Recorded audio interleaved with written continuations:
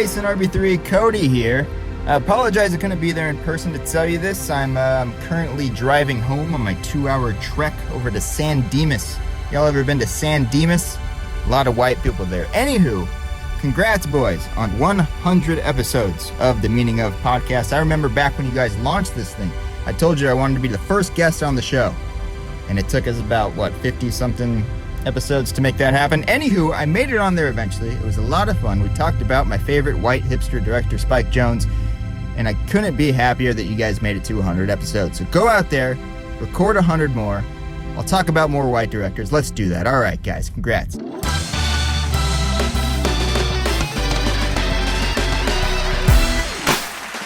What is up, guys? I'm Andres. This is RB3. And this is episode 100 of the Meaning of podcast. Yeah. Got the applause going off and everything. Yeah, we got it. Oh, that's all post, man. That's RB3's doing his post magic right now. Yeah, He's going off. Yeah. Oh, there it is. I think we spoiled our first surprise. We have Mr. Christian Ruvalcaba in the studio. What up? Hey. There it is. Yeah, there it is. That's what I wanted, man. What's up, guys? Hey, man, thank you for coming on, even if it's for a short time. I know you guys are busy. Yeah. First thing I want to do, man, is really like, obviously, since you're the first former guest we're talking to, is thank you for coming on. Thank you for, Yeah. I mean, I'm talking about the first time when you came on, when you talked Carpenter. Yeah. Was Carpenter or Harry Potter first? That's right. You did Harry Potter I first. did do Harry Potter, but Yeah. did I do Carpenter first? No, you did Harry Potter first. Harry Potter first. Yeah. Or was it How do we for, not know Fantastic this? Beasts? No, I know it for sure because I remember this episode. So it was Potter, then Carpenter. But either way, man, full disclosure, obviously we shoot at Collider. We record here.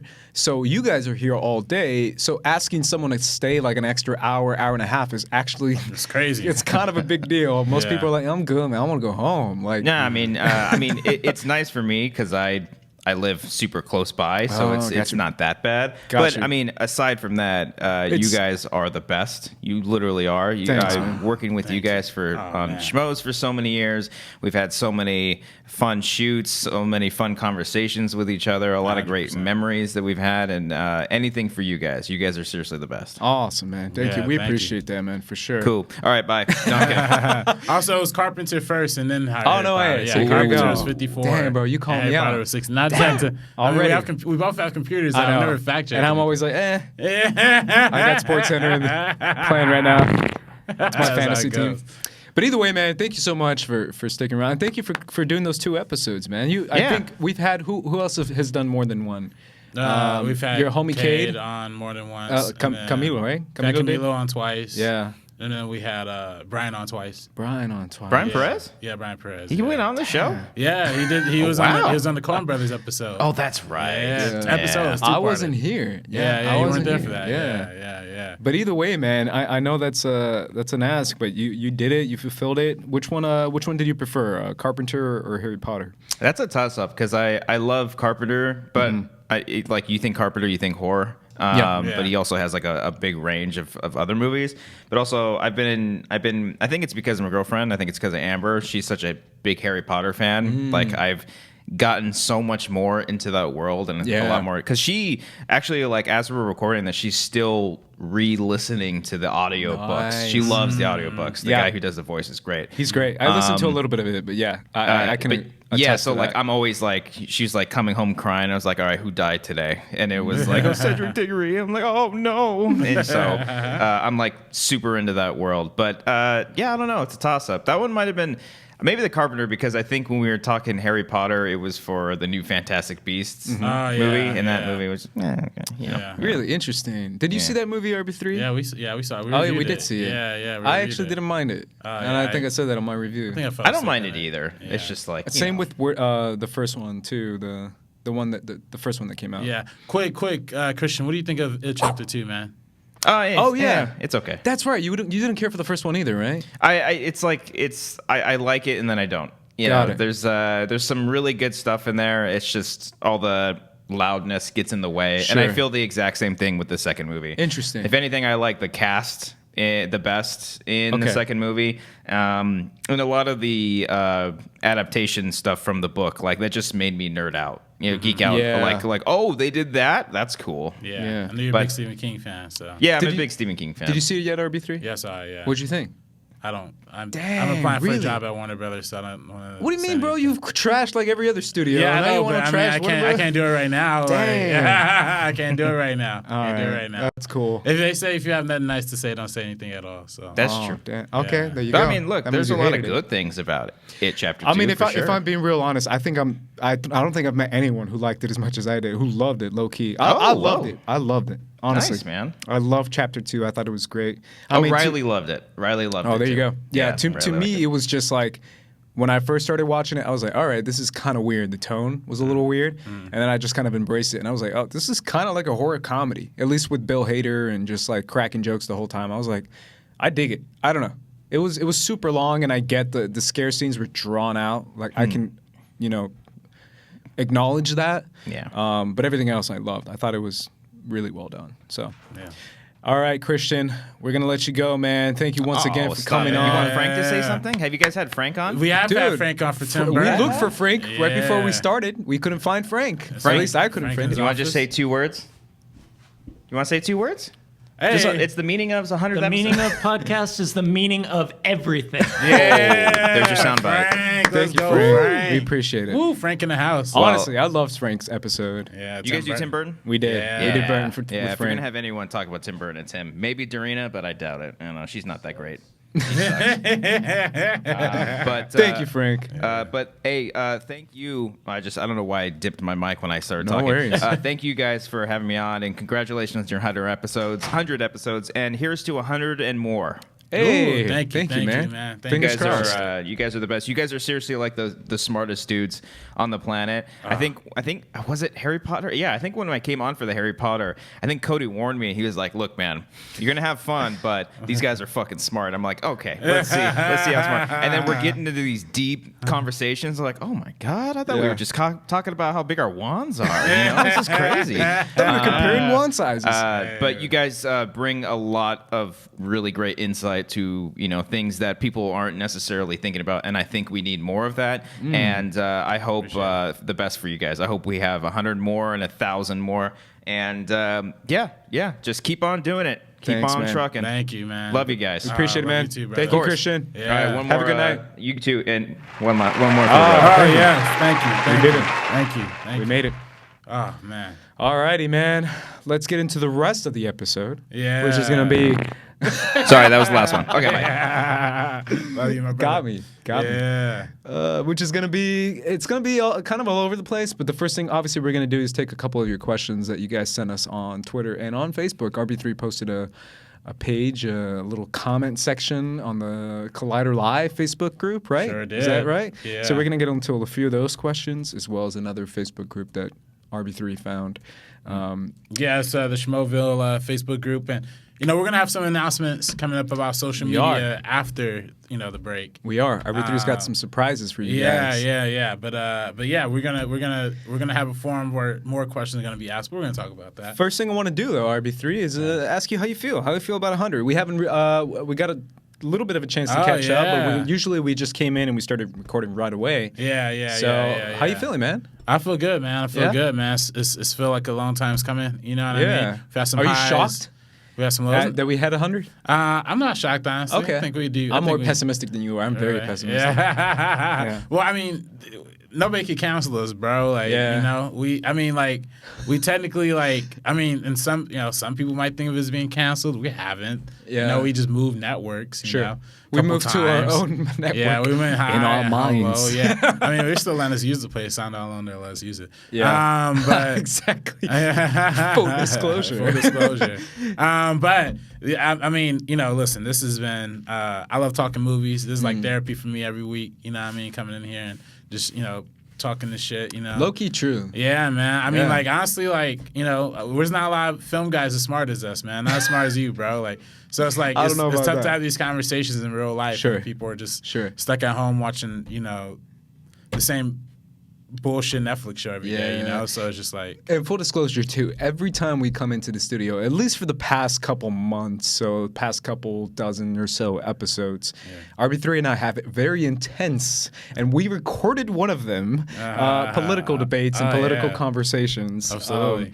And it's actually one of my least favorite things you've ever put out, or we've ever put out, just because I really sound bad. That was content, man. That was content. And I was like, yo, I sound like that? Nah, Damn. man, don't sound bad. It was bad. I feel like we've gone equally as heated for like talking about like Disney shit like too in the past. That's so, true. Like, That's very true. Yeah. That's very true. And I think I've gotten in shouting matches with you of about course. something. Absolutely. But that's the way it is, man. I low key like, because I have such a strong personality, I'm glad that someone can rise up to meet my strength. Like Snoke says, the dark rises in the light to meet it. And I'm like, yeah, that's that. You're the light and I'm the darkness. Yeah, man. And I need always a good someone to time. just vent and just be like, bro, you're wrong. Yeah, Disney taking over the planet is a good thing, bro. I can't lie with that, man. We gotta sell out to Disney. Hey, man. I mean, we So might sold. have to. I mean, a lot of people already have. I mean, what can you say? But I mean, But we have conversations outside of movies and these directors, because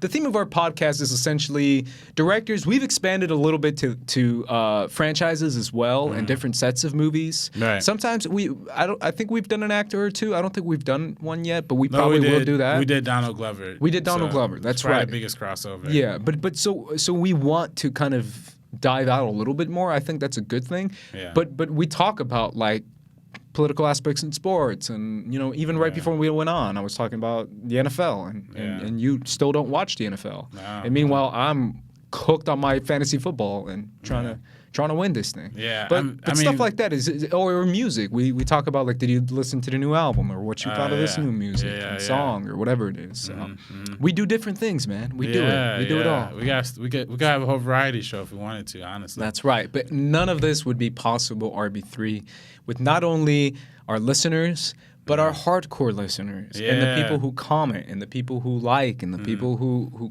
keep coming back and who are on with us on a weekly basis. And even if it's not on the meaning of, even if it's just on our personal Twitter accounts, we got those 100%. homies that kind of stay with us, and we definitely want to make this episode about them, which is why we wanted to take questions and wanted to give a highlight to them. Right, RB3? Absolutely. Let's start with the first one, RB3. Do you have something pulled up, or should I? Well, I mean, search? you're talking about comments. I forgot we haven't read comments on this show in like A minute. years. Yeah, at least from our YouTube section, At right? least from our YouTube section, yeah. That's right. To be fair, we moved YouTube channels. We did. But yeah, we could take some from Twitter. I mean, you have something on your Twitter? I mean, we can always start off with our boy Raul, of course. Like, Let's do it, man. Let's start with him. Yeah, man. Raul's hardcore. Raul's, I mean, he's the homie, bro. Yeah. He's not even a fan anymore. Yeah, he's a friend. Yeah, he's a friend. Like, if he for wanted to sure. come on the show, I would want to have him on the show. Yeah. 100%. Absolutely. He says, huge fan, but of course, y'all know. Want to congratulate y'all and thank y'all for helping me get through my days listening to your discussion. Damn, man. It's not easy being creators, but you all have been doing it for 100 episodes, and for that, I congratulate y'all. Here's to 100 more. So that was the initial tweet, and then he also asked the question. So, but first of all, thank you, Raul, for saying that. I appreciate that, brother. Appreciate that. Now he says, question. He says, now my question is, what foreign director you all haven't covered that you're dying to cover in an episode? I, for one, love to see Ingmar Bergman, Andrei Tchaikovsky. That's how you do it.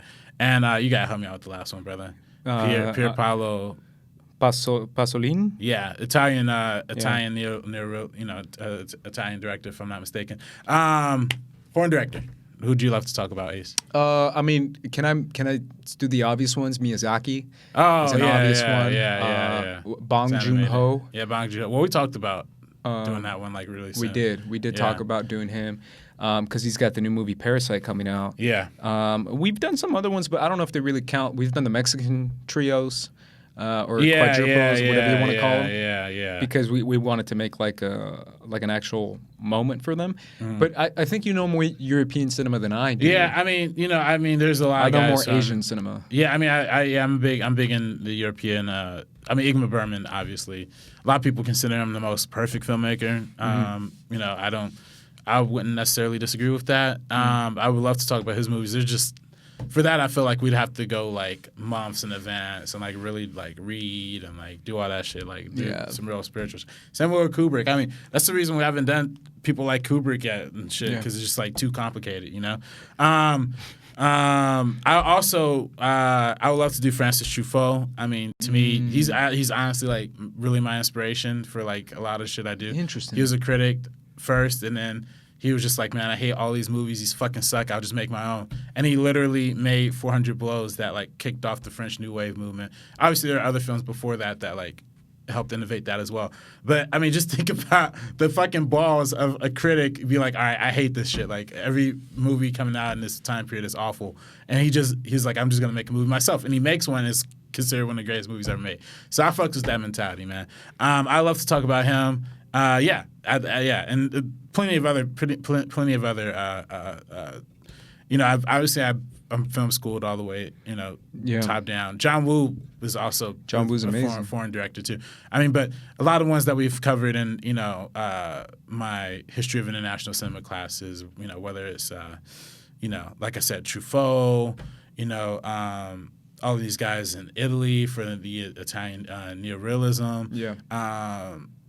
All of these different movements, Cuban cinema, all of these great movements are just like really interesting to talk about. So I'd love to get into all of that. Yeah, so. absolutely. And even episodic. I mean, if I have to, because I'm that guy, mention anime. But even some anime stuff, I would love to do. I know that's technically TV. Yeah. But some of those directors are absolutely incredible. Yeah. Obviously, the guy who did Ghost in the Shell, I forget his name, but he's incredible, and the stuff he says and throughout that movie is just bonkers. Yeah. But he's created essentially the cyberpunk genre, if you count him and Blade Runner, because Blade Runner technically created it. Yeah.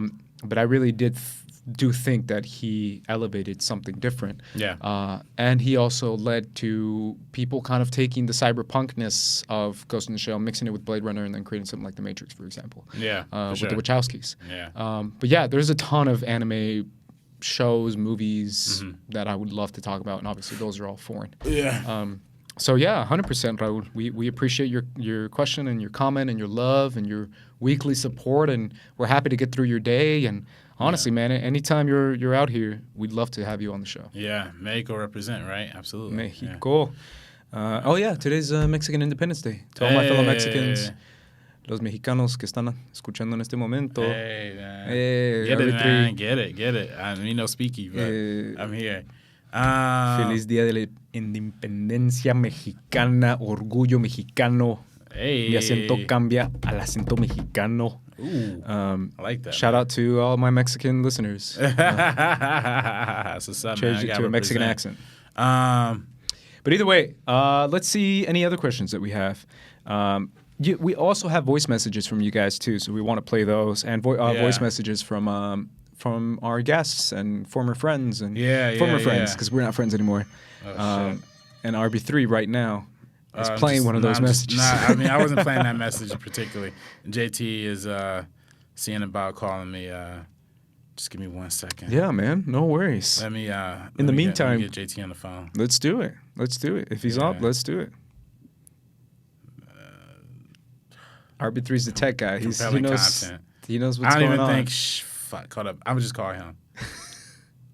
I'll just hold it to the mic. I'll just hold it to the mic, and then this will all end up in the episode. By the way, every single bit of content. RB3 is going to cut all this out, and by cut it out, I mean leave it in. Can you hear that? This, yeah, absolutely. Yo. Hey, JTE, you are live on the Meaning Of podcast. What is up, man? Damn, I'm alive? Yes, absolutely, yes, you're live. Yes, sir. Awesome. I love when you can't edit me. We were literally just talking about it, but we're like, you know what? Nah, JT, he won't say anything controversial. JT. He's like, yes, I will. I will definitely say... I can hear you, but you're faint. I am faint. All right, RB3 is fixing the mic. He's fixing the situation. All right, there we go. There we go. All right. Yeah. I don't know if you still hear me, man, but first off, we want to thank you for coming on, man. You're always down. And you're I mean, we've tried to have so many guests on, but it's so nice to have guests that say yes and want to be on the show. So we really do appreciate your episodes, man. I know they're one of my favorite episodes. 2 times. We came on the Rocky episode, and then you came on a couple weeks ago to talk to Palma, man. We really do appreciate it. Hey, listen, you guys are my friends. It's all about talking to your friends with movies, man. And especially it's easy when you can talk to somebody like you guys who know what you're talking about, and you guys actually both come at it from different angles, which makes it just the conversation that much better. Like, I mean, I think in the Rocky episode, like, we all had different opinions on different movies in the series, and even the Palma, like, we all kind of brought something different to the table with our knowledge. And to me, that's what makes the best podcast. Absolutely, man. I mean, like you said last time you were here, you have an array of movie knowledge, and it's not all biceps and guns and bullets. As cool as that is, you like, classic cinema. You like some old school stuff and old school directors, man. Yeah, I mean, listen, if you love something, you don't want to just keep up with it now. You want to know where it came from, how it started.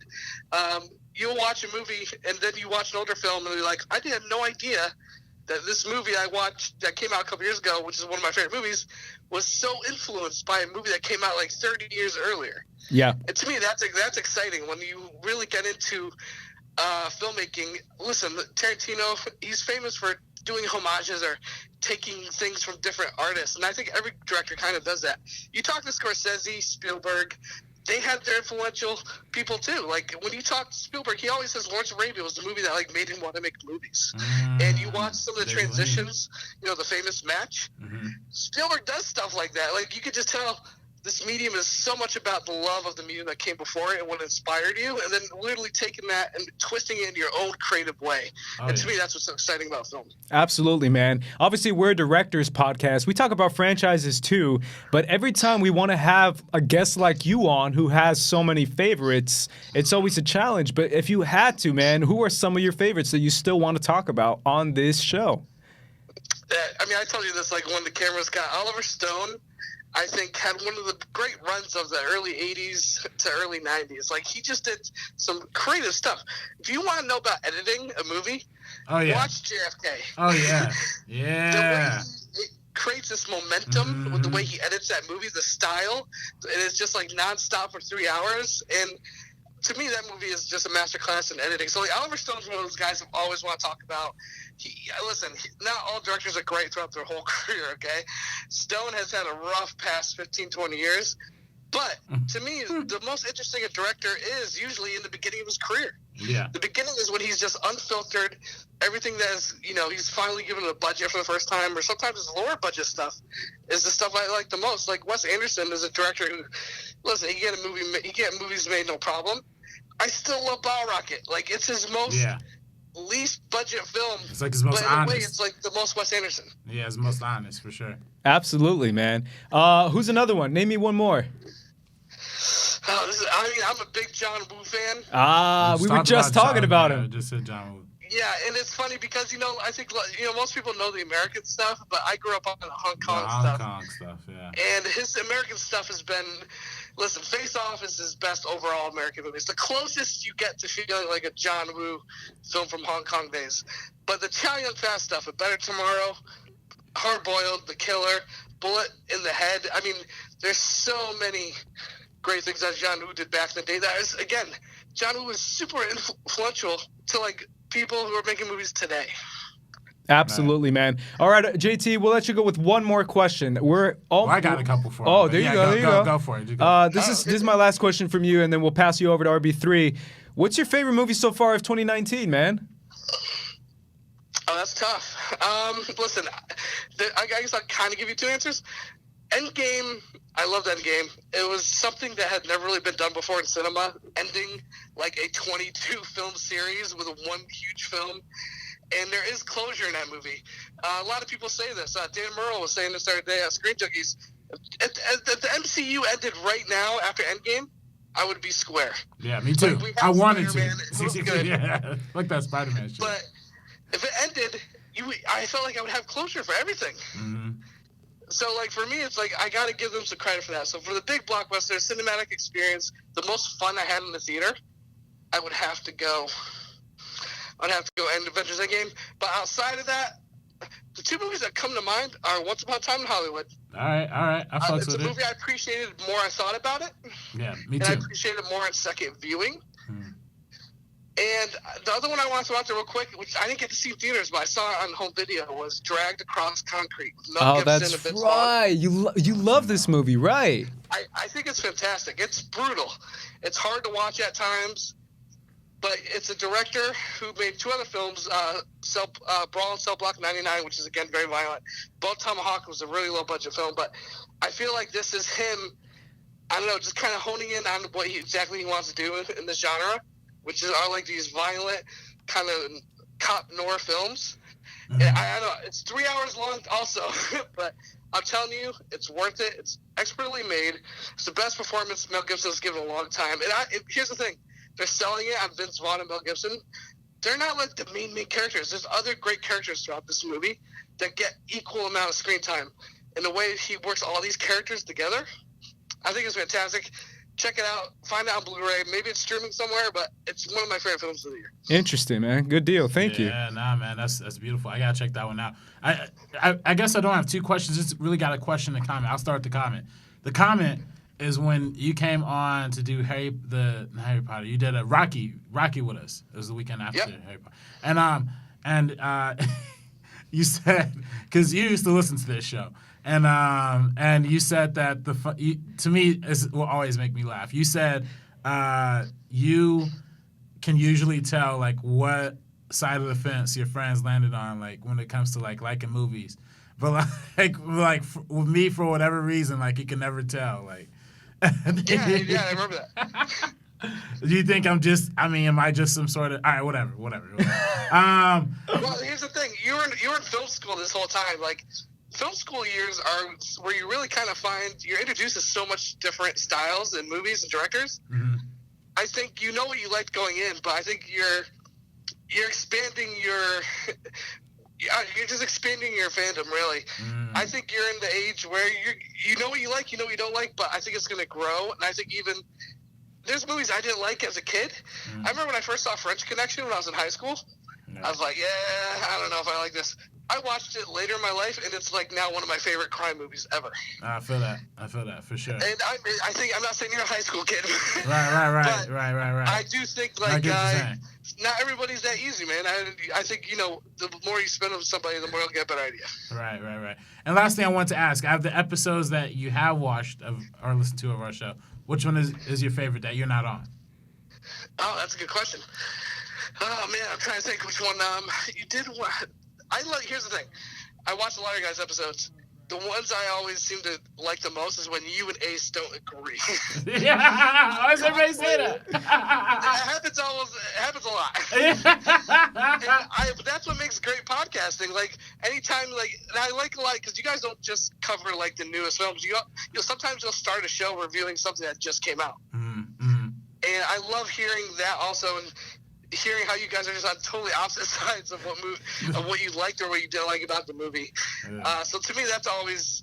I just like when you guys disagree a lot. It makes for great radio. JT, can I jump in and say the Infinity War review? You had a lot of opinions on that.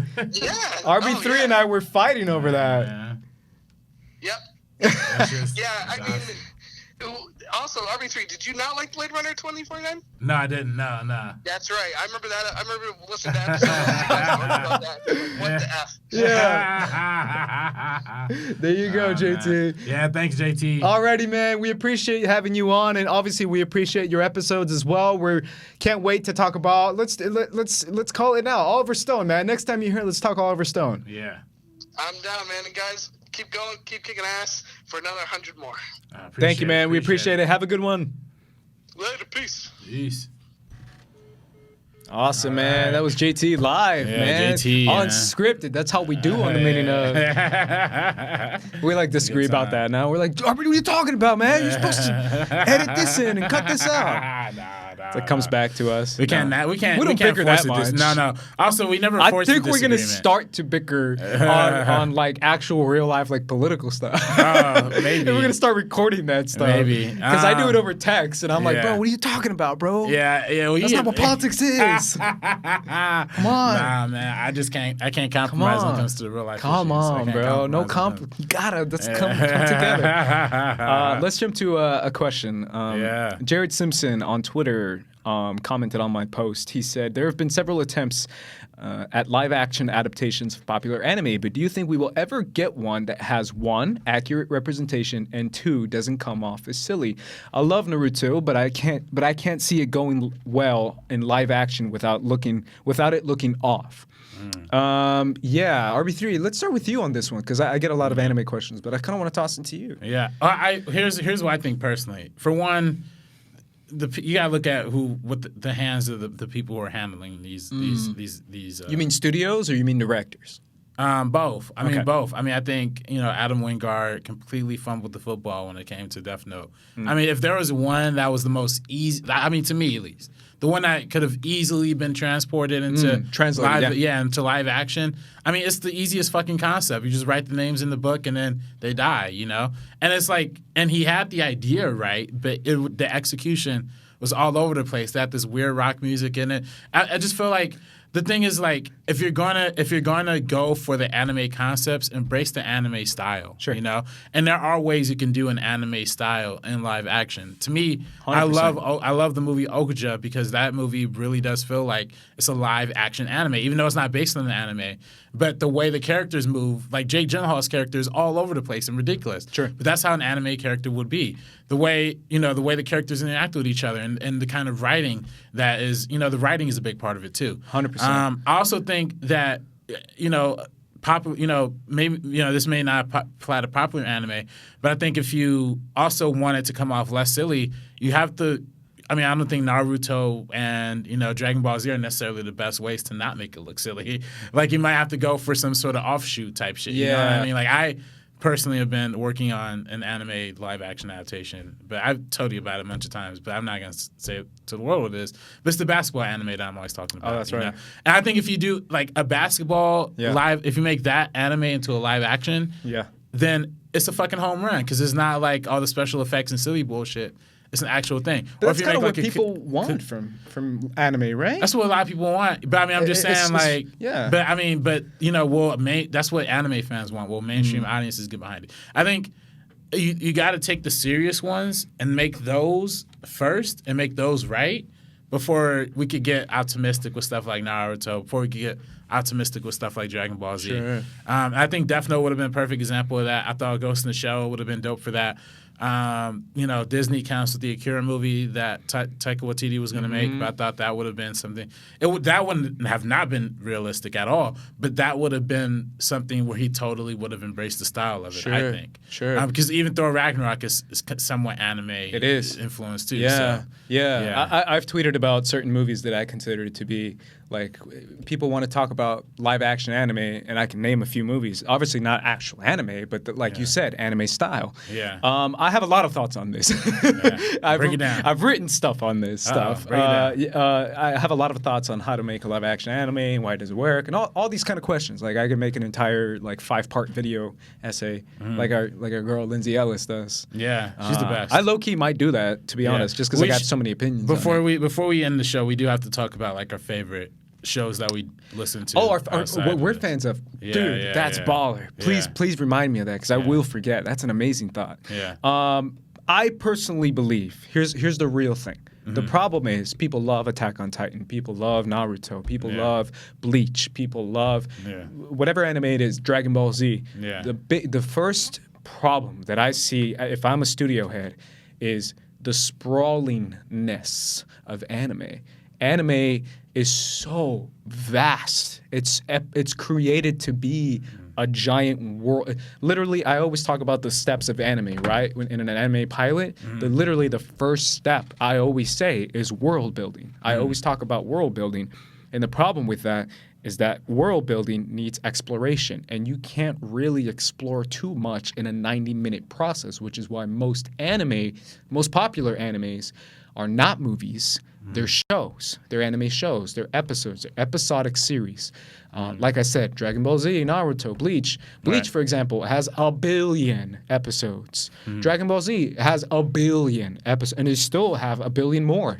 Attack on Titan. All these animes are so huge and sprawling that it's very difficult to. I'm adapting Attack on Titan, something that's enormous, all the way down into 1 2-hour movie. I do think. Not one movie, but I think you can make a fantastic trilogy of Dragon Ball Z movies, man. I got a trilogy. Sure. I got a pitch for it. But honestly, it's better as episode. Nothing you can explore in a movie can be explored. I'm talking anime. Anime, in my opinion, as much as you can explore it in episodes. In the particular case of Dragon Ball Z, though, I mean, you could cut down 60% of that show and it'll still be the same story. I mean, that is the most. I love Dragon Ball Z. Don't give me literally. I grew up on Dragon Ball Z. I'm telling you, I'm writing a Dragon Ball Z trilogy right now. But the thing about that show is that it's literally 60% filler.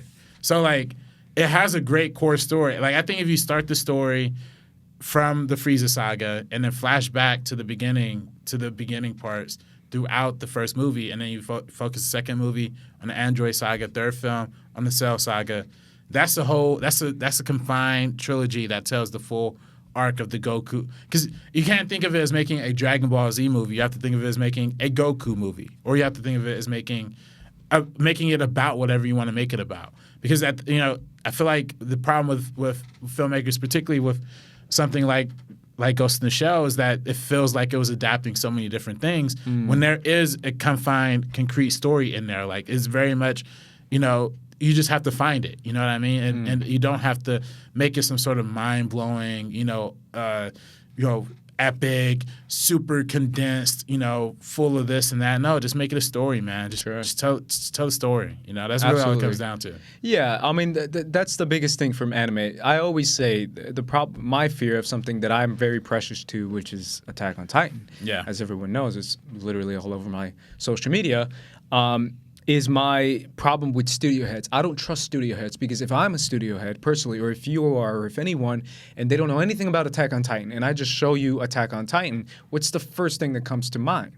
It's, these crazy guys have these crazy Spider-Man suits that attack giant human-looking creatures, right? That's literally the log line, the pitch that you can tell to anyone, and they're like, badass. I'm going to make so much money off this shit because the live action special effects, blah, blah, blah, blah, blah. Right. Versus in reality, Attack on Titan, that's not why people like this show. And you can ask any real Attack on Titan fan, it's the characters, it's the exploration, it's the politics, it's the identity, it's the mystery. That's why people watch Attack on Titan, not to see giant creatures swing around and these guys cut their feet off and then cut their legs and it's just crazy awesome battles. The battles are great, but that's just icing on the cake. The real story, the real characters, that's what people want to see. And Hollywood studios don't care about characters and all that kind of stuff. They'll put that in their Oscar movie. They're like, we'll worry about that if it's a low budget movie. But in a big budget movie, we want 90% on the giant creatures eating people and then 10% on character. Yeah. And that's why I have fear of Hollywood adapting anime, because anime is very, very hardcore about character growth and exploration and world exploration. That's what it's really about. Yeah. So, but in reality, the Hollywood today, definitely not. Exactly. There's a point in Hollywood. But I was going to say, there has been. Yeah. Except it's not based on anything. It's an amalgamation. For example, The Matrix is an anime movie. Awesome. Yeah. It's anime. It just, that's what anime is. It's just crazy, insane. It's a mix between Ghost in the Shell and a bunch of other animes and a bunch of things smashed together. Anime. Inception is a great anime movie. Yeah. It's been accused of ripping off. It is Papyrus. Yeah, Papyrus.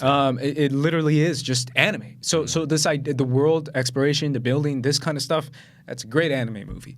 But again, it's not based on any other property. So that's why I personally have a fear of basing something off a property using that IP and then people being mad when it's not like that, because anime fans are the toughest fans on the planet.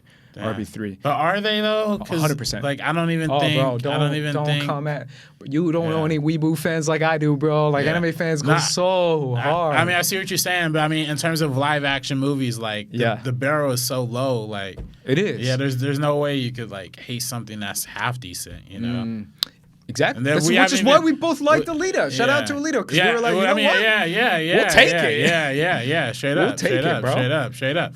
And I think a lot of Alita fans, and the movie made like $400 million worldwide. So definitely had an audience for sure. Absolutely. Sure. Yeah. Alrighty, we're gonna take voice messages. Yeah. Do you want to cut to break and then listen to a message? We got some voice messages. I got some. Sorry, I'm gonna edit that out. We got voice messages. Kay sent in a voice message. Okay. Brian sent in one as well. Brian Perez. And then also we have a question from Jonathan Peck coming up soon too. All right, guys. So we're gonna be checking all more that stuff comments, out, obviously too. So during this break, we're gonna hear from one of them, right? Is that right? Yeah. Absolutely. Let's do it. Boom. Coming to break.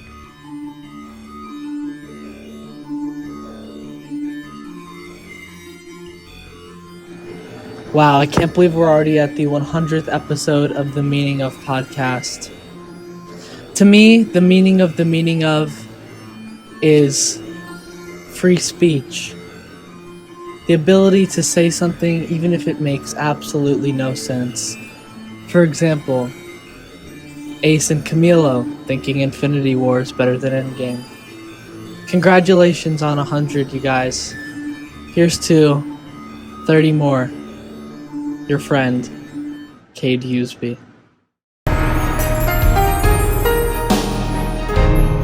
Hey, RB3 and Ace, this is Brian here. I just want to say congratulations on your 100 episodes of The Meaning of. Thank you guys so much for having me on that one episode where we talked about the Coen brothers. And it's a great job. Keep it up. Can't wait to see more. Can't wait to be on more. And keep up the good work. Bye. Alrighty, guys, we are back on episode 100 of the Meaning of podcast. So obviously, guys, we are on the Anchor app. And on the Anchor app, you are able to send in voice messages and voice memos and voice questions. And we actually have one, RB3. Yeah. From our good friend, Jonathan Peck. My Shout man. out to him. Long-time listener. Him and Raul. And we're going to talk about our long-time listeners, too, later on. Oh, yeah. I want to do this. This is something that I personally want to do. Because, guys, this isn't about us. It's about you, the listeners who made this show a possibility. Big facts. Here's a message from Jonathan Peck. Hello, Ace and RB3. This is Jonathan Peck here. Big fan of you guys for a long time. And can I just say a request for a future episode and also a future guest along with it? I recommend a TV show for you might do a meaning of, and this show is a long way around 45 years now, which is Saturday Night Live. And the guest I want you to be a guest with is, as the pit boss himself, Ken Napzok. So I thought it might be a fun idea to talk about the history of SNL right here, what comedy's changes from the humble beginnings of the stars around it, etc., and compare it to the comedy right now. So I hope you guys rock and have a good day. Absolutely. Right, RB3? Yeah. I mean, SNL would be a big have episode. To do that. Yeah, I mean, that's 45 years of content right there for sure. Yeah. But I love those kind of ideas that maybe we might not even think of. And we're like, wow, that's a great idea. Yeah, that's 45 years. That's why we have these kind of fans, man. Yeah, we do have the smartest fan base for sure. Oh, yes. I think, it'd be a lot of preparation to go into that for sure. We have to read a lot of books, I think. I don't think I can watch that much television. SNL documentary out there, right? I'm sure there has to be. Yeah. We've actually talked about having Ken on a lot, but not for SNL. For a different one. A lot of stuff about Game of Thrones, a lot of stuff about Star Wars. Star Wars would be cool. But we haven't talked about having him on for SNL. We could also have Brian on for SNL too. That's right. Brian loves SNL. Brian's like the biggest SNL. Can I full disclosure? I don't know about you, and I'm sure you you've probably told me before, and I've probably told you as well. So this is live. This is what we do. Yeah. But I still watch SNL, like on the week, like low key. Like I watch it up to date, and I know a lot of people stopped watching SNL. Yeah. I mean, I only watch a few sketches. It depends on the internet, on YouTube's. To me, it depends on the host. On the host, yeah. I watch regardless of. That's one of those shows that I just grew up on. I know that's a term that's always thrown around, but that's kind of the truth. I grew up on it. It's always gonna have like rough periods, and I think this is one of the rough periods that. Interesting. You think it's a rough period? I mean, yeah. I mean, there's no like star anymore. You know, what I mean, Leslie Jones is gone. Kate McKinnon's still there. Kate McKinnon, yeah. Michael Chai is pretty good too, but it's not like. It's not back when I was in high school. I mean, first of all, I hate having this conversation because everybody has says their favorite SNL era.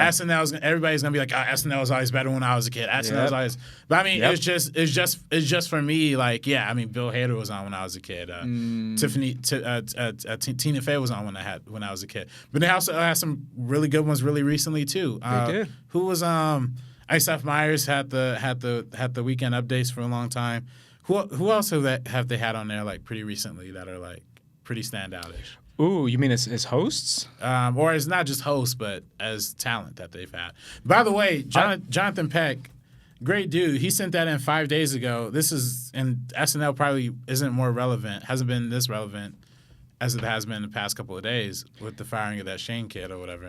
Yeah. What do you think about that, RB3? I mean, that's what we do on this show. We talk about shit like that. Controversial shit? Yeah. I don't think it's controversial. I think he should be fired. Okay. For sure. Yeah. I mean, you can't just go around saying those kind of words. Well, if I'm being honest, when I first heard it, I was like, okay, that's not good. And then when I saw the video, I was like, oh my God. Yeah. Because he kept going. Yeah. Like, homie kept going. Like, he Yeah. started really it didn't seem like a joke. A joke is like you say the word blah blah blah, joke, right? Like Chappelle did. Yeah, that's a joke. Yeah, he was like, bro, they suck. They're this. Oh man, I can't freaking Chinese. Blah blah blah blah blah. And the Chinese when they do this and man, they freaking. I can't. I'm so sick of it. And he just started going off. I was like, bro, that's not a joke. That's just being racist. Yeah. There's a difference between making a offensive joke and being racist. Right. And it was like, bro, you're being racist. Even if it was a joke, listen, I said this on the Chappelle, when we were talking about Chappelle with the Wangers. Contrary to most people in this culture are like anti-cancellation or anti. It's Cancel like 50. culture, Anti. The whole thing is the new cool thing is anti-cancel culture. Like for me, I don't agree with the idea of what cancel culture is, of like, we have to completely ruin somebody's life, like because of one tweet or some shit like that. But contrary to that stance, I do think consequences should be had for saying stupid shit for sure. I think Kevin Hart should have been fired for the Oscars because he said that stupid shit back in the days. Because he did say that. Because like fuck, why wouldn't he? I mean.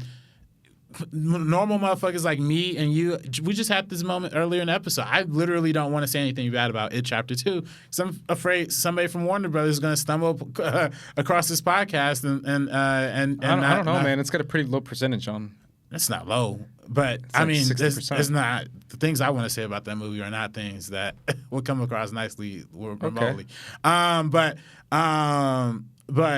that's the thing, though. I mean, if normal motherfuckers like me and you are held, I mean, you literally shitted on Illumination Animation before like right after you had a job interview. Yeah. That one I don't understand. But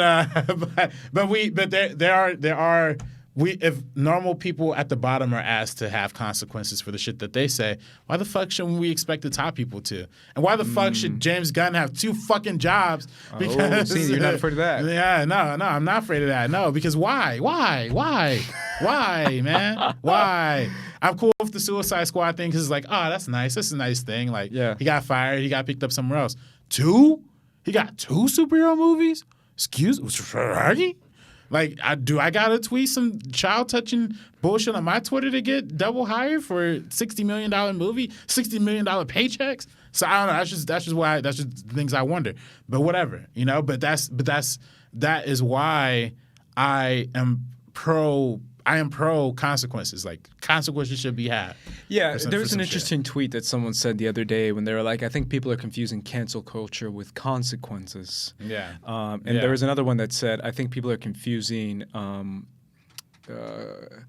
what was the other word that's being always thrown around that people think? Accountability. No, like they kept saying criticism. Like it's okay to have criticism. That's not. That doesn't mean cancel. It doesn't mean being over someone or having your own opinion. But the council thing is like out of control, and a lot of people blame. I agree with a lot of people blame it on the left, and just no, that's not what the left represents remotely. Yeah, well, that's something that you are one of the proponents of that I always like your perspective on it because, like you said, that's always something that people say, oh, that's the left doing that shit. Yeah. And it's like you always correct them, and I like that you do that. Yeah, it's and not the like, left. Bro, it's not the left. If you want a term for it, take liberals. I don't even want liberals. Like, take that. But it's the left. The left wants actual policy won't change. Like, the spoiled rich kids who have nothing else better to do than worry about what somebody said in an interview.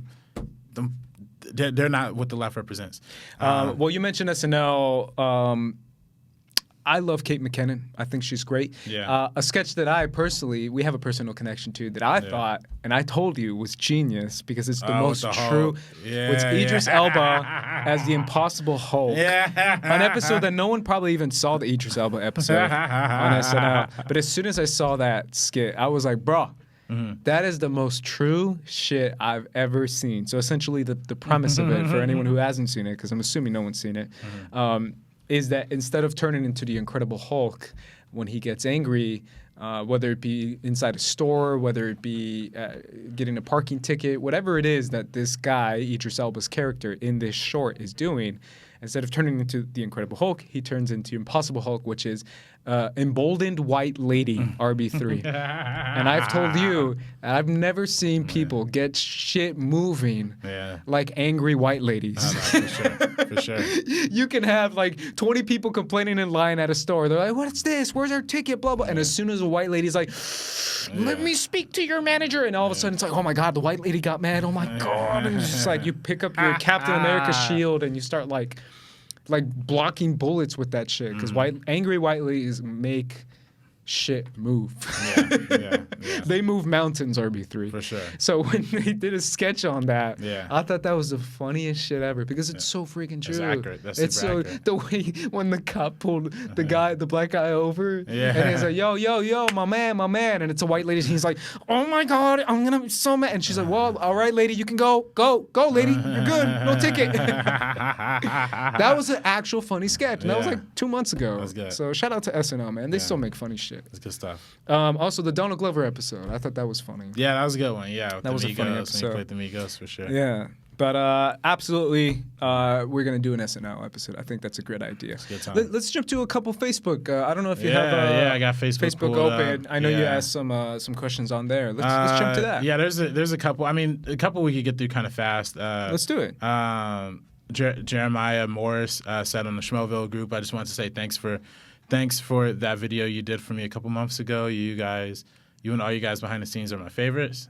I'm not exactly sure which video you're talking about. But Either way. Yeah, I didn't think thank you. Schmoville was still a group on. Yeah, the Schmovers. Is what this group is God, called, I was yeah. like, Schmoville still? Michael K. also asked from that same group, what is the meaning of life?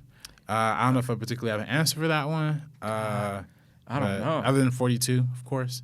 Or 420. No, I don't know. What's the meaning of life is? What's the meaning of life?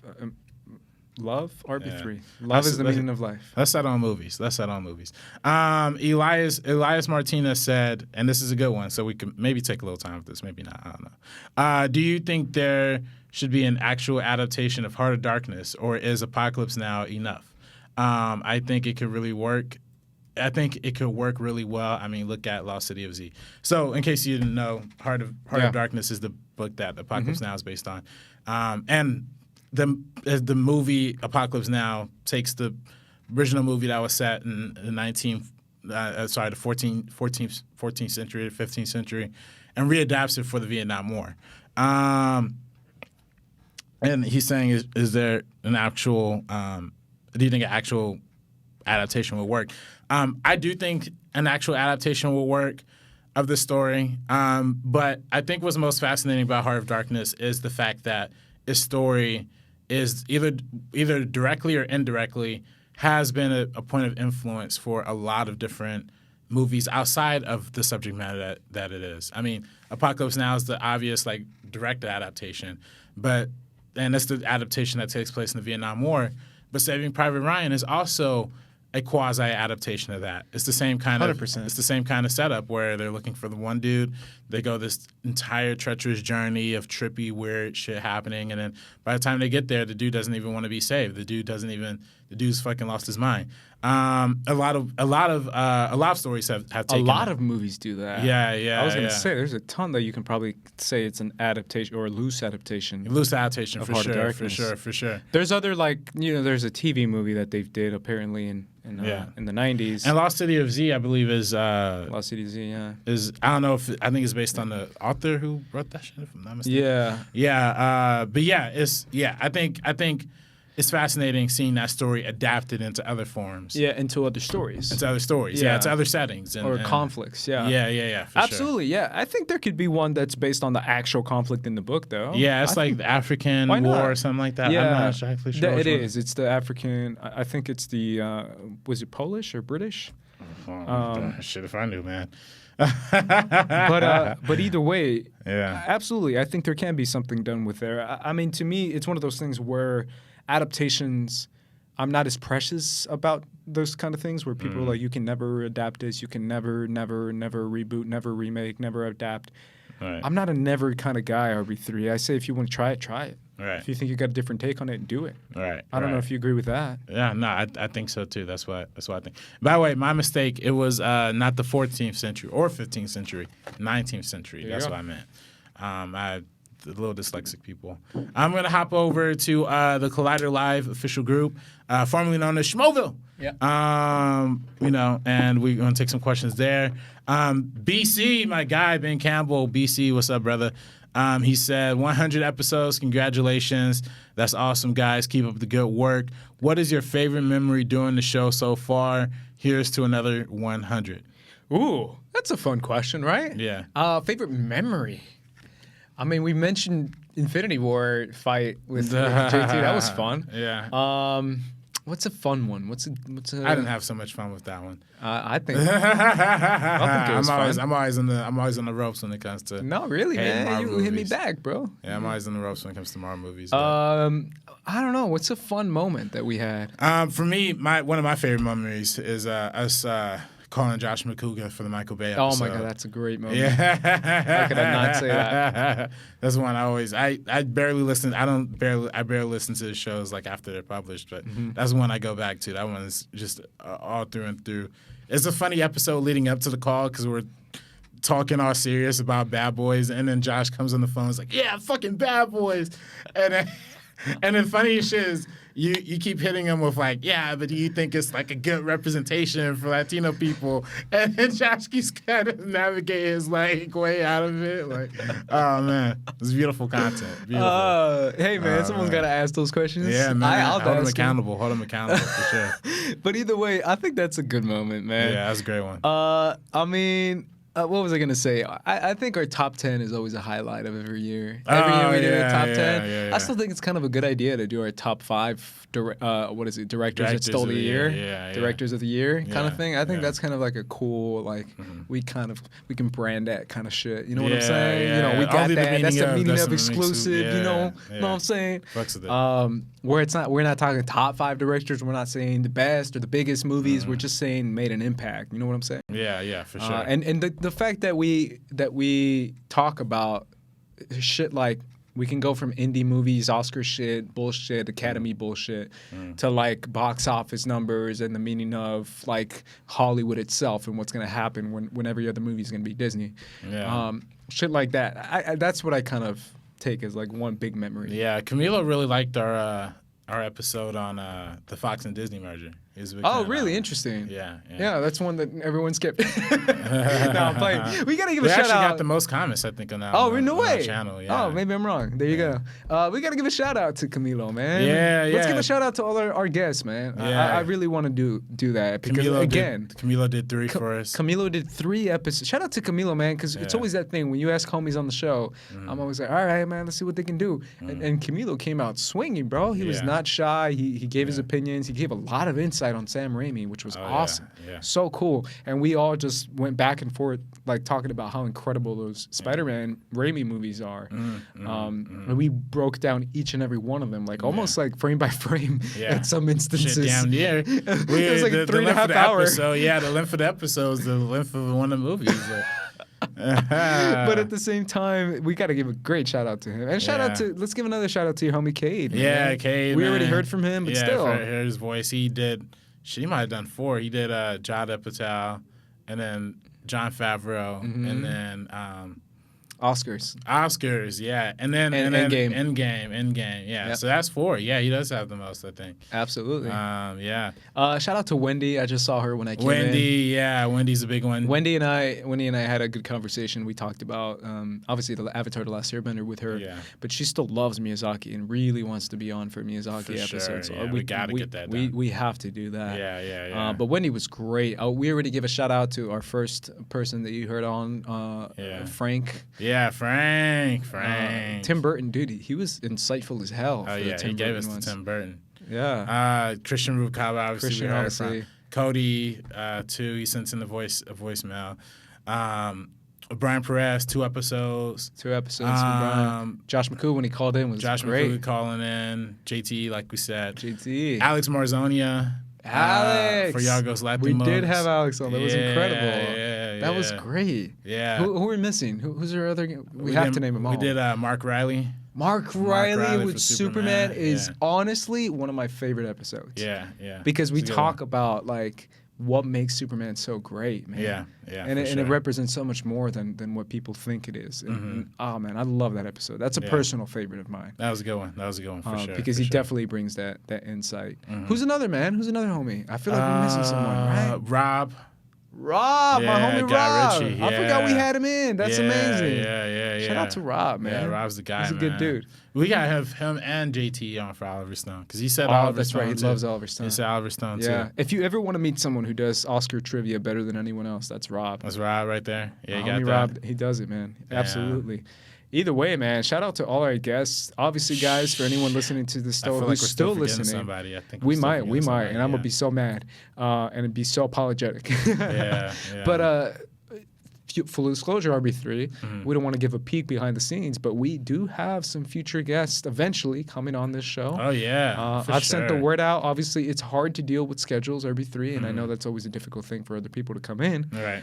But we do have some awesome guests and future 100 more episodes for the Meaning Of podcast. So make sure you tune in. Let's go to another question, man. Another question? Yeah. I'm gonna go back to Facebook. Sure. And then Michael. Oh man, your last name, my brother. I love you, my man. But yeah. He says, rats. He put a picture of rats on 100 episodes. What is the subject you picked that ended up bringing you the most surprising bit of information? What is the subject that you picked that you ended up bringing you the most surprising bit of information? Most surprising bit of information. Ooh. Did I read that right? Yeah. I read that right.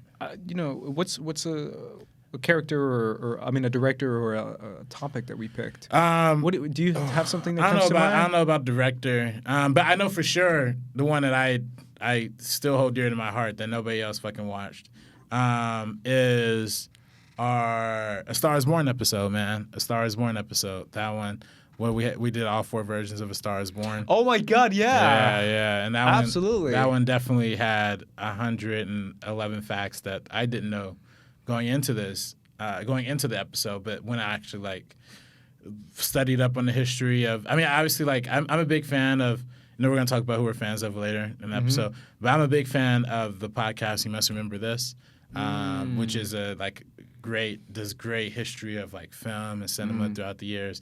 They had a great episode on Julie Garland and how this was kind of seen as her peak, after Wizard of Oz, of course. This is like the 1954 version was like her vehicle. There's a lot of great behind-the-scenes stories of Barbara Streisand and John Peters for the 70s version. The 2018 version is interesting to think about. I just think I like talking movies that are made before 1977, man.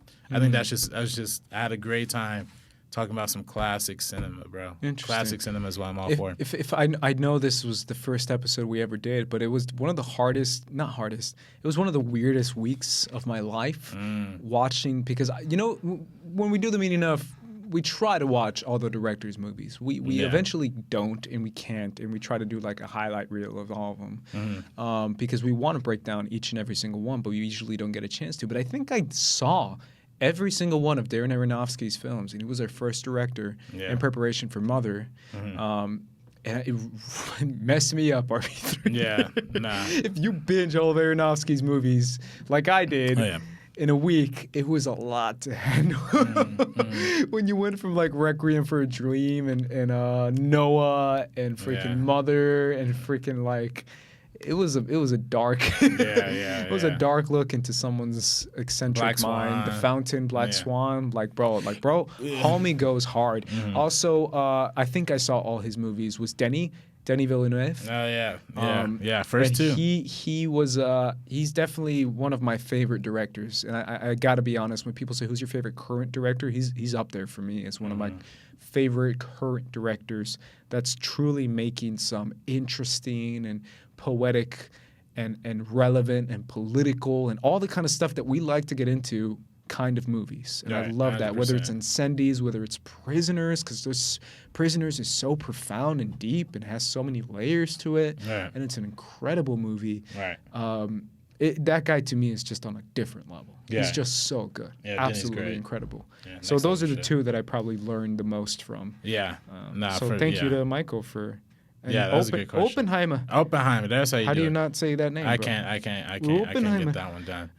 Oppenheimer. Coen Brothers also too. Not necessarily like for like actual factual information, but those movies definitely got me thinking a lot about action. PTA was one for me that made me. PTA was he really made me think about some stuff. I fucking love homie. PTA, who's the other homie we did that? I forget his name. Which one?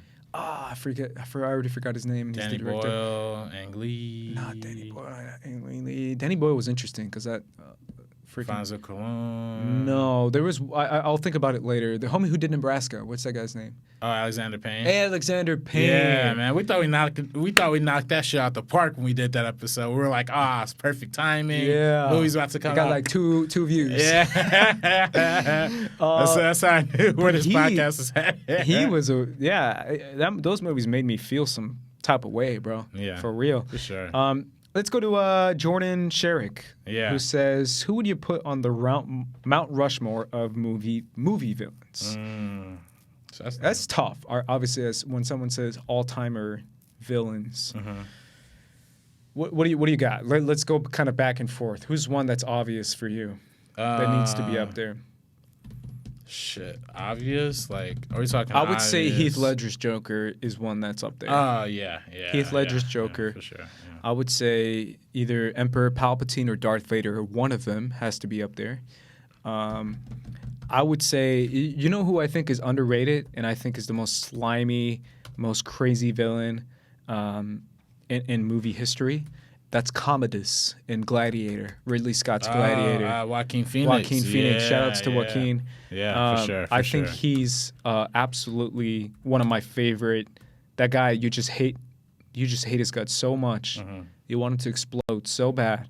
Yeah. Let's see some other ones. I forgot. I looked at movie villains, and the first one fucking popped up right here. Hans Gruber, for sure. That's a great one. And then Hannibal Lecter was a villain in Silence of the Lambs. Not necessarily in some of the other ones per se, but great villain for sure. Anton Chigurh from No Country for Old Men. I see Hans Landa from Inglourious Basterds. I think that's a great villain too. Jack Torrance from The Shining. That's great. Nurse Ratched, incredible villain from fucking One Flew Over the Cuckoo's Nest. Great film. Great film. Yeah, there's we have some hot villains over the years, man. For sure. Agent Smith is here. They put they put Noah Cross from Chinatown. Here's what I want to say, Ace, real quick. Say it's completely off topic, but isn't it fucking sad how we can't talk about some directors who like made some of the greatest movies like of all time? Like, Tell me. Listen, bro, like. I'm not. Roman Polanski Here we go. is not a good person. Uh-oh. Not remotely of the sense. Like, Sure. But what are we gonna do? Like, are we never gonna talk about Chinatown on this podcast? Are we never gonna talk about Rosemary's Baby on this podcast? Like, are those just things we're never gonna touch on? Like, I mean, we can't, man. We can't. But how can we not? I'm just kidding. I'm kidding. No, listen. I think personally, like people like Roman Polanski, people like Woody Allen, people like, these really like controversial and shitty figures. Like their movies have so much to say about who they are once you know how terrible and tragic of people that they are from within. Particularly Roman Polanski, I think about, right? Because he did Rosemary's Baby. For one, he's a Holocaust survivor. So the whole reason behind him doing Rosemary's Baby is because he always had anxiety about pregnancy. He always had anxiety about bringing a child into the world when he had experienced the Holocaust, like back when he was a kid. And then when he ultimately does get married and does have a baby with Sharon Tate, she gets murdered by the Manson family. Like, holy shit. And then his wife gets murdered while he's in Europe. Then the movie that he makes, that's the quintessential conspiracy theory film, like pretty much of all time, Chinatown, is directly about like conspiracies and cover-ups and shit that he had this mistrust of before. And it's like, damn, that's also fascinating. And then he rapes a 13-year-old girl. And you're like, fuck, man. What are you gonna do? But if I'm being honest, like, RB3, and here's me being honest, like, doesn't that negate everything you've ever done in your life? I think it does. I think it does. If I'm being honest, fuck him. It does. And I'm good with him not doing an episode on him. If I'm being real. No. Listen, I'm good with it too. But also, here's the point about. I say fuck him. But here's the point about Woody Allen too. Like all of his movies, every single one of them are about male incompetence. How not male incompetence, but the lack of confidence and male within a male being. You know what I mean? Mm-hmm. The reason all of his main characters are the ways they are is because all of them are like less than men. Like they don't feel like fully developed grown men. And if he chooses to represent himself as that in his movies, look at the way he is in real life. I mean, he literally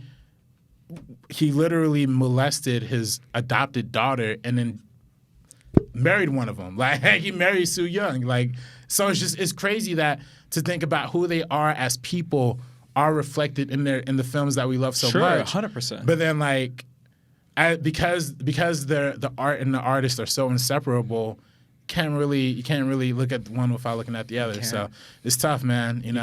It's really tough. But that's the challenging subject material we touch on the Meaning of Podcast. You could say he's one of the Mount Rushmore of Hollywood villains of all time. Oh, Polanski? Yeah, Polanski. I'd say Woody Allen is a bigger villain for sure. Okay. I would say Polanski's up there, though. Yeah, Polanski's for sure up there. Yeah. If he just would have served his time. But yeah. Also, there's that whole documentary that came out on HBO called Polanski Wanted and Desired.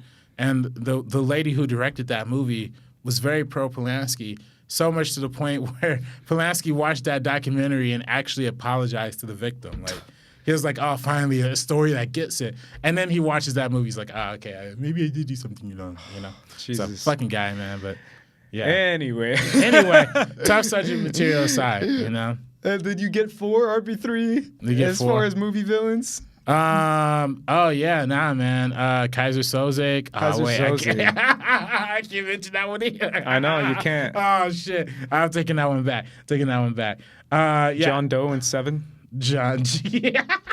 Shit. Can't say that either. Oh, boom. The Xenomorph keeps coming up. The Xenomorph is good. The Xenomorph might be actually great. Pennywise, maybe just because here we go about Warner Brothers. Shout out to Warner Brothers because I fucking loved it 1 and 2. Shout out to Bill Skarsgård. It won for sure. It won for sure. I think you're wrong, bro. And I honestly would debate the shit out of you off camera. No, off camera, please. But thank you for the question, man. Obviously, there's a lot of movie villains. Oh, Jafar in the first 1992 animated movie. I love that guy. Yeah. Shout out to Jafar. Yeah. That guy was despicable. I saw Scar somewhere too. I saw Scar is good. Yeah. Scar's good. Yeah. All right. And that's also I have a couple of questions on my Twitter. Do it. More play type shit. Our buddy Cade asked, are we ever going to get the meaning of the B movie? I'm gonna answer you real, Cade. Nah. Come on, man. He No loves B that movie. I mean, Right, Cade? it's a meme, bro. But what we do have to talk about is we do have to do a DreamWorks episode for sure. Oh, DreamWorks 100%. episode. Shout out to what is that movie coming out? Abominable. I think that's Coming what's- out. I don't know. The new DreamWorks movie. But they had About another the snowman? Yeah, but didn't they have With one Chloe that just Bennett? came out that was about snowman? Smallfoot? No, John I Cena? don't think that was that DreamWorks. I don't No, think that it was wasn't DreamWorks, but it was in their There company, was, right? though. Yeah, there was. Man, it's just that's 100%. how DreamWorks operate. There you So go. Yeah, you're right. It was called copying that. Smallfoot, right? Smallfoot, Yeah, something like that. yeah. 100%. But it's funny, man. We should keep that tradition that we in November. I think the second week in November we did Pixar one year. Yeah, and then we should do Illumination that. and that Hunter. one. Just keep that weekend That'd for be the, great. for the animated. Are you gonna shit on DreamWorks the same way you shit on No, Illuminations? no. Yeah. It's so funny. I hanged out with my parents over the weekend, and my Yeah. mom, again, being the biggest Disney fan ever, and I said that to you personally, and I've said that to you on air Right. and on camera. It's so funny. The trailer for Abdominal, and she's a big animated fan too, but the trailer for Abdominal came out. And she was like, "Oh, I kind of want to see it." And I'm like, "Mom, it's DreamWorks. It ain't Disney, bro. It's not on the same level, cuz." Damn, don't do that. You know, Don't but do I'm that. here with my mom, being like, Don't do ain't like that Disney doll. Yeah, let's go, man. My Let's mom and I go. being like, we got the Disney tattoos. I got like Disney like breathing on my heart. Nah, man, it's I like feel etched on my heart. Yeah. But yeah, 100%. Let's do that. We could even, man, the Shrek movies have so much to say in those movies. Like That's alone, true. you We can know do a what I mean? Shrek episode. Yeah. But B movie being with the DreamWorks. For There you sure. go. There it is. Who's the final villain? Michael Parks here. Hey, Dorian. Dorian. Michael asked, "Why haven't you had Dorian on an episode?" Okay, you asked be that real. question. How many You times? asked it, bro. How many times have we tried to get you on this fucking podcast? We're gonna answer it. What's the truth, RB3? We listen, man. We had you here. We wanted you on for the John Singleton. You didn't show up. We tried to have you on for something else, bro. Didn't we do like Spider-Man or something? Like hoping Dorian would show up for Spider-Man. What happened, RB3? He just didn't show What up. happens when you reach out to Dorian Parks? Oh, he doesn't reply. He doesn't reply. reply. Yeah. He'll literally not reply until like the minute after you start recording. Like, Yeah. Hey, I'm sorry. And meanwhile, man, you're over here hanging out with the guy. Yeah, Dorian's my guy, man. And you can't- Dorian's and you just can't- giving and you him- can't I'm just come on the giving- I'm show, giving bro. Michael some shit. I You know know. what I mean? Shout out to Not Dorian. even Dorian anymore, man. It's Michael. Come on, honestly, Dorian, come I'm just on kidding, man. the show Yeah, anytime. please, man, come on the show, bro. I thought I like retweeted your shit last yeah, night. bro. 2 I'm nights all, ago. listen, man. I love Dorian, man. I thought it would have been great to have him on for John Singleton. Yeah. This black man talking about more black men. You know, There you go. it would have been a great time. Yeah. But hey, man, we'll do something with Dorian. I mean, maybe you guys could do an Agents of Shield. Yeah, I I'm don't down watch with that. Agents of Shield. I wouldn't. 100%. I wouldn't down have with anything to say for that one. Sure. What else is Dorian? Dorian likes a lot of TV, right? He likes Parks and Rec. that. Yeah. You know, You we do get that? we get him in there I've for that. never seen an episode of that, but sure. Okay. Why not? Yeah. Either way, shout out to Dorian. Shout out to Dorian, Future man. guest Dorian Parks. Yeah, maybe guys Dorian part. I don't know. If he gets back to us. if he replies for sure. Yeah, man. God, man. There you go. Yeah, that was it, man. Was that all the questions? was it, we bro. had? Yeah, we had. Let's finish up. I got to give, this is the meaning of podcast, but again, I keep saying this, but I'll say it one more time as we close. None of this would be possible without our fans, especially our hardcore homies. I won't even call them fans. I'll call them homies. Hashtag support the homies who are out there. Shout out to Laura. You know Laura? Laura's a throwback hardcore fan. Laura Yeah, would for comment. sure. You know what I'm saying? Yeah. Laura would comment on the Schmoes Know movie show episodes, talking about the best part of the show is Ace and RB3. Nah, that's she would nice, say man. that shit, bro. That's sweet. Like that's the kind of sweet. shit that like gave us even like a I wonder what we said door. to piss her off. Like, I mean, So Laura, we said a lot of things. I'm just saying, girl, the door is open. Yeah, come back and be our fan. Listen please. to any Yeah. episode you want, and we would greatly appreciate you. Yes. Shout out to Lou Bloom. Lou Bloom's another Lou throwback. Bloom, Yeah, Lou whether Bloom it's a for positive or sure. negative comment, because he's not afraid to give us some negative thoughts. Yeah. Is a good guy. Yeah. Lou Bloom, literally Lou got his Bloom. name from Nightcrawler, so I Yeah. already like the profile guy. picture too. Also, Profile I picture saw too.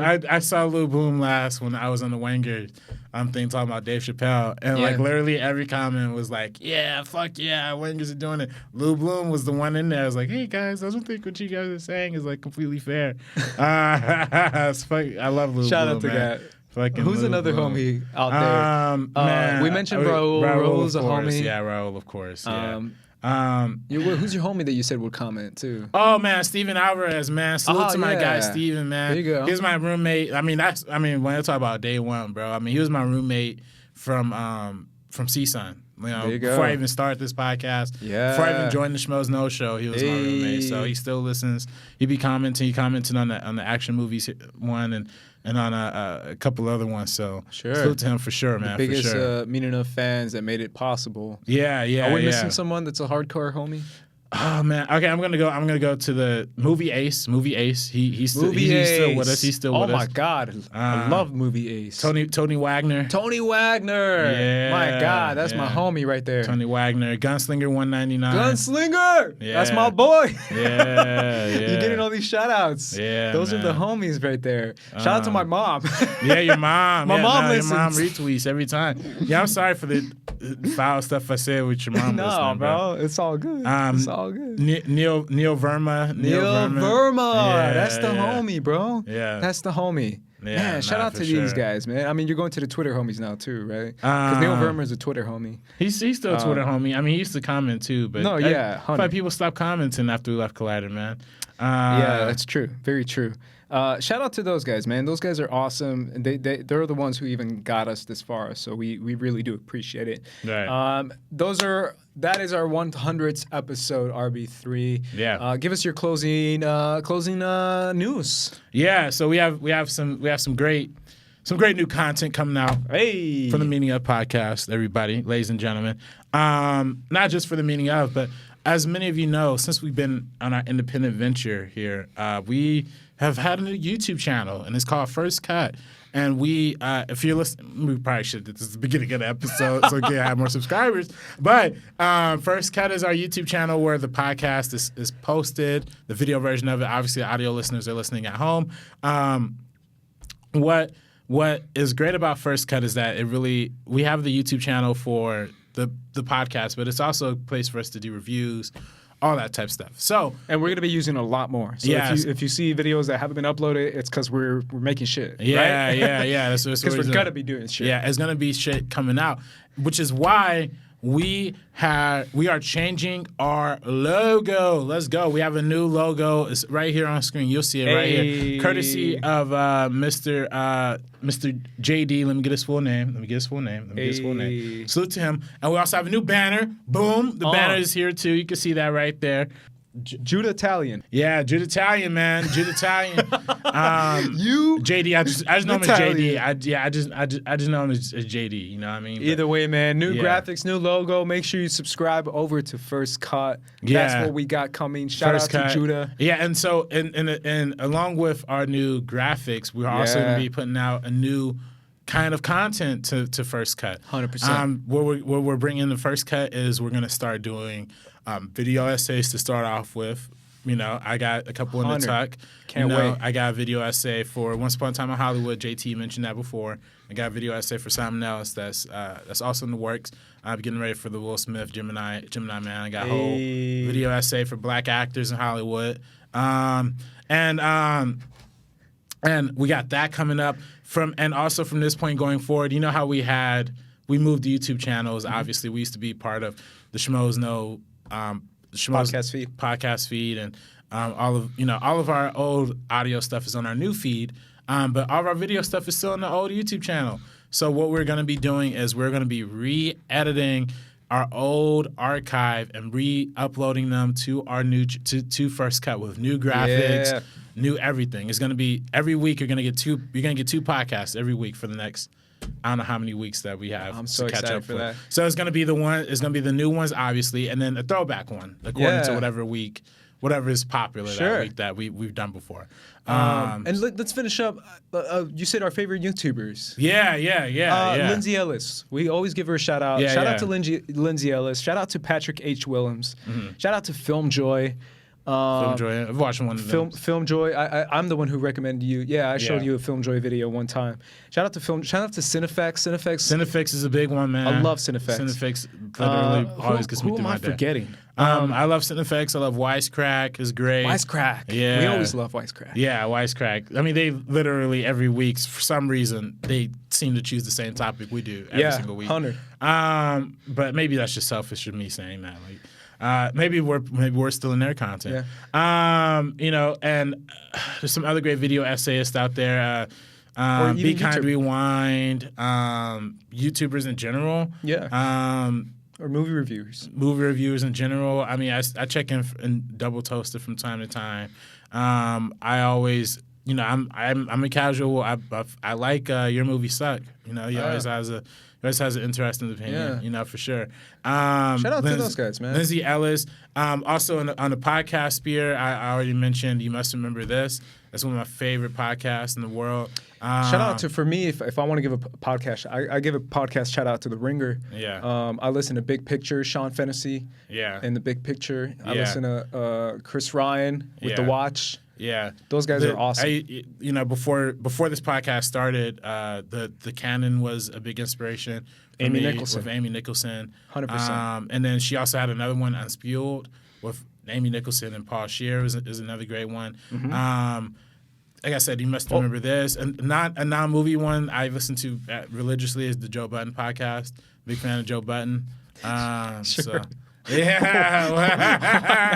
Shout out to Joe Budden. Yeah, Joe. What you ain't on Joe Budden for, man?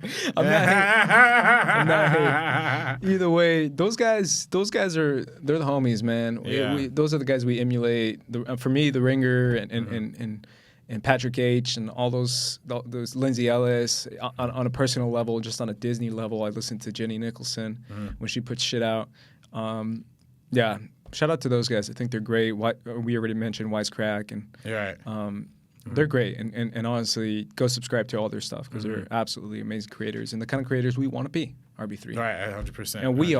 are. We are. Also, fucking Alicia Malone. Everything Malone. she's doing, she's on. Alicia Malone. I love Alicia class. Malone. I want to get her on this. Oh, man. Well, how can I forget? Oh, yo, how can I forget? Yo, RIP to What the Flick. The great channel that used to be run by the Young Turks. Big fan of Young Turks in general. Yeah. But particularly What the Flick had Christy Amir and Alfonso Duralde and Actually. Yeah, Matt Atchity. Yeah. And Ben Mendelsohn. Not Ben Mendelsohn. Man. He's a great actor. Yeah, Ben. I forget his name. Too. Yeah, but he does stuff on TMC on Turner Classic Movies with Alicia 100%.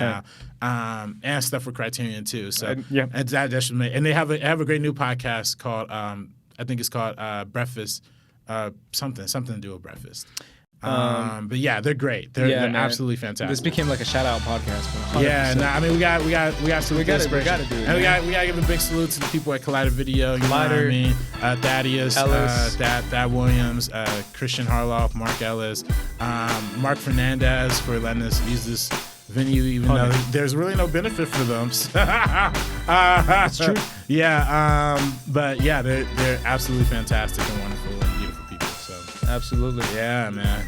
Thank you guys for getting us to 100 episodes. We really do appreciate it. We take every single one of you not for granted. What's the last word, RB3? No, I was laughing. I just checked Twitter and that's what Vince Staples says. Did 6ix9ine telling you yet? Find out on the next time on Dragon Ball Z.